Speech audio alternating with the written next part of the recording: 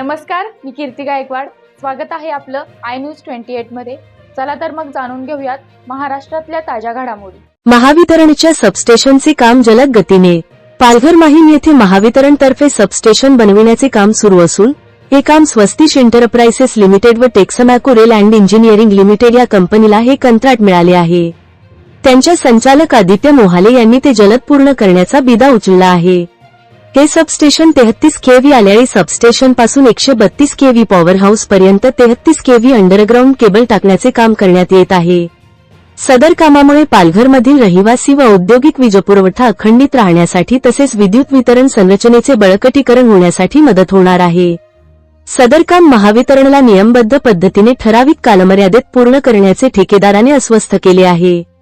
या कामासाठी महाराष्ट्र राज्य विद्युत वितरण कंपनीचे अभियंता श्री अर्जुने, श्री संखे, श्री रांजणे, श्री भामरे, श्री घरात व अधीक्षक अभियंता श्री खानांदे व सार्वजनिक बांधकाम विभागाचे श्री संखे यांचे विशेष सहकार्य व योगदान मिळत आहे.